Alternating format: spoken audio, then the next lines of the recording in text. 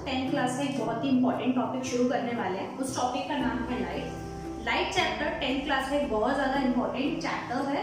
Light chapter से 109% board में question आएगा ही आएगा। सो लाइट चैप्टर बहुत ही बड़ा चैप्टर है। हम कंप्लीट चैप्टर इस वीडियो में खत्म नहीं करेंगे, हम सिर्फ इंट्रोडक्शन वाला पार्ट इस वीडियो में करने वाले हैं। सो लाइट से आप क्या समझते हैं? अगर आपसे कोई पूछे व्हाट इज लाइट, तो आप क्या बताएंगे कि क्या होती है? बेसिकली अगर मैं एक छोटे से बच्चे से सवाल पूछूं कि लाइट क्या होती है, तो छोटा बच्चा क्या जवाब देगा? आपके हिसाब से एक छोटा बच्चा क्या जवाब देगा कि लाइट क्या होती है? वो कहेगा मैम ये जो बल्ब है ना, ये लाइट है। तो कहीं ना कहीं उस छोटे बच्चे ने बहुत सही जवाब दिया है, क्योंकि हम बचपन से ही उसको ये सिखाते आए हैं कि लाइट ऑन कर दो, लाइट ऑफ कर दो, लाइट ऑन कर दो, लाइट ऑफ कर दो। तो बेसिकली लाइट का मतलब बल्ब नहीं होता है, तो फिर लाइट का मतलब क्या होता है? लाइट क्या है? लाइट आपके पास एक एनर्जी है। किस तरीके की एनर्जी है, किस तरीके से मुझे मदद करनी है, ये भी सब मुझे पढ़ना पड़ेगा। तो लाइट क्या है? लाइट मेरे पास एक ऐसी एनर्जी है जो मुझे चीजों को देखने में मदद करती है। तो लाइट क्या है? एक एनर्जी। कैसी एनर्जी? जो मुझे चीजों को देखने में सहायता करती है। तो इससे हमने क्या पॉइंट सीखे? इससे हमने 2 पॉइंट सीखे, जिसमें मेरा पहला जो पॉइंट था वो ये है, light is a form of energy. Light क्या है? एक एनर्जी की फॉर्म है। सेकंड जो पॉइंट, अब किस तरीके की एनर्जी है? ये एक ऐसी एनर्जी है जो मुझे चीजों को देखने में मदद करती है। Enable us to see objects. क्या करती है लाइट? लाइट मुझे चीजों को देखने में मदद करती है। इसको मैं और बेहतरीन तरीके से एक एग्जांपल के थ्रू आपको समझाना चाहूंगी। मान लीजिए आपके पास 2 कमरे हैं। एक कमरे में बिल्कुल अंधेरा है, जबकि दूसरे कमरे में एक बल्ब लगा हुआ है जो कि ऑन है।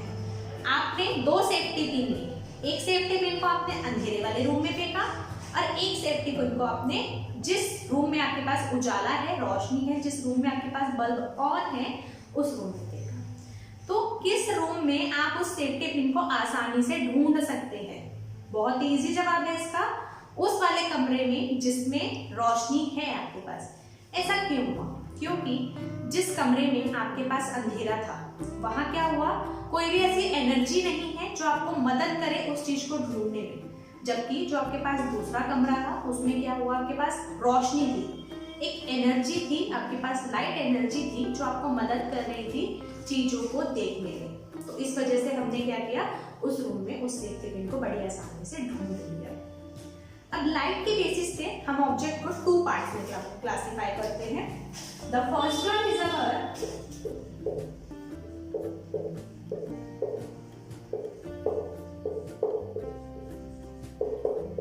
luminous object and the another one is our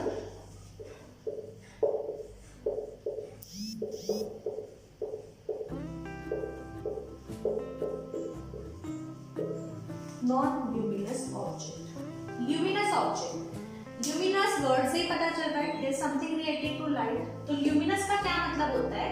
luminous का मतलब होता है, luminous objects का मतलब होता है वे ऑब्जेक्ट्स जिनके पास अपनी खुद की रोशनी होती है। जिन ऑब्जेक्ट्स के पास अपनी खुद की रोशनी होती है, जो ऑब्जेक्ट्स मुझे अपनी खुद की रोशनी से दिखाई देते हैं, उन ऑब्जेक्ट को ल्यूमिनस ऑब्जेक्ट्स कहा जाता है।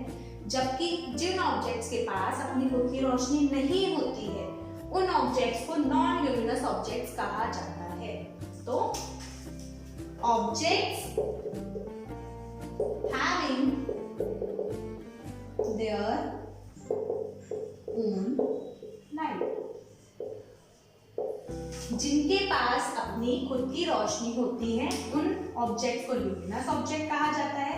जबकि जिन ऑब्जेक्ट्स के पास अपनी खुद की रोशनी नहीं होती है, नॉन मतलब नहीं, जिनके पास अपनी खुद की रोशनी नहीं होती है, ल्यूमिनस का ठीक उल्टा, उनको कहते हैं हम non luminous object. Objects which do not have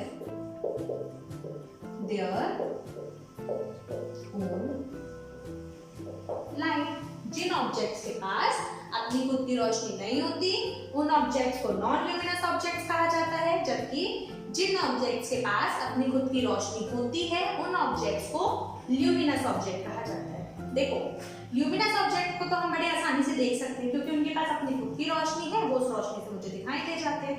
तो फिर मैं नॉन ल्यूमिनस ऑब्जेक्ट्स को कैसे देख सकती हूँ? तो नॉन ल्यूमिनस ऑब्जेक्ट्स क्या होता है, नॉन ल्यूमिनस ऑब्जेक्ट्स पर ल्यूमिनस ऑब्जेक्ट्स की लाइट रिफ्लेक्ट होती है और रिफ्लेक्ट होने के बाद जो मेरी आंखों पे फॉल होती है, जिससे वजह से नॉन ल्यूमिनस ऑब्जेक्ट्स को मैं बहुत ही क्लियरली देख सकती हूँ। तो नॉन ल्यूमिनस ऑब्जेक्ट्स क्या करते हैं, ल्यूमिनस ऑब्जेक्ट्स की लाइट का इस्तेमाल करते हैं मुझे दिखने। ल्यूमिनस ऑब्जेक्ट का बहुत अच्छा एग्जांपल है आपके पास सूर्य, सन। सन के पास अपनी खुद की रोशनी होती है। कैंडल, जो हम नॉर्मली घरों में कैंडल यूज करते हुए एक ल्यूमिनस ऑब्जेक्ट है क्योंकि उनके पास अपनी खुद की रोशनी है, और भी बहुत सारे। और अगर मैं बात करूं नॉन ल्यूमिनस ऑब्जेक्ट की, तो मून। मून एक नेचर में ऐसी चीज है जिसके पास अपनी रोशनी नहीं है, वे मुझे सूर्य की रोशनी से दिखाई देता है, मून। और भी बहुत सी चीजें हैं, कुछ प्लैनेट्स हो गए आपके पास बुक, टेबल, चेयर, और भी बहुत सी चीजें, बुक्स। तो I hope luminous and non luminous objects आपको क्लियर होंगे कि क्या होते हैं। इसके बाद मैं आपको रिफ्लेक्शन के बेस पर दो तरीके के सरफेस पढ़ाने वाली हूँ। The first one is our diffuse reflection, जिसके लिए हम पढ़ेंगे रफ सरफेस, और the another one is our regular reflection, जिसके लिए हम पढ़ेंगे स्मूथ सरफेस।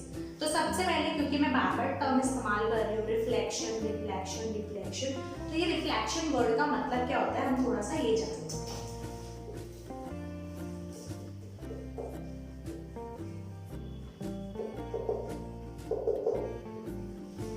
ये जो टर्म है रिफ्लेक्शन, इस रिफ्लेक्शन टर्म का मतलब होता है लाइट का आना, आकर टकराना और टकराकर वापस चले जाना।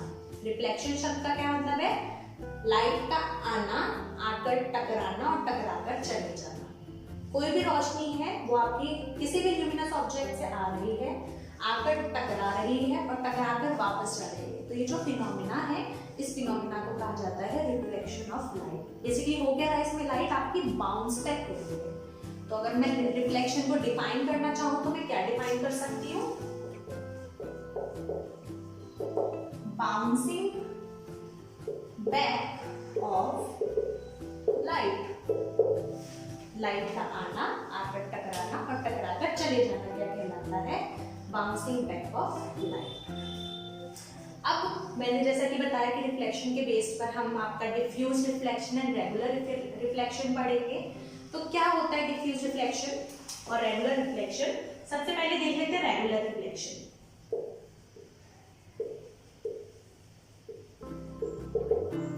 देखिए रेगुलर रिफ्लेक्शन में आपके पास क्या होता है, जिस सरफेस, अब लाइट रे क्या है, किसी भी सरफेस पर आकर टकराने वाली है रिफ्लेक्शन में। तो रेगुलर रिफ्लेक्शन में जो आपके पास सरफेस होता है वो एकदम स्मूथ होता है। तो इसमें क्या है, आपके पास जो सरफेस है वो स्मूथ है। लाइट रे आएगी, आकर टकराएगी और टकराकर चली जाएगी। अनदर लाइट रे आई, आकर टकराई और टकराकर फिर दोबारा चली गई। जबकि जो अनदर वन आपका है वो है डिफ्यूज रिफ्लेक्शन।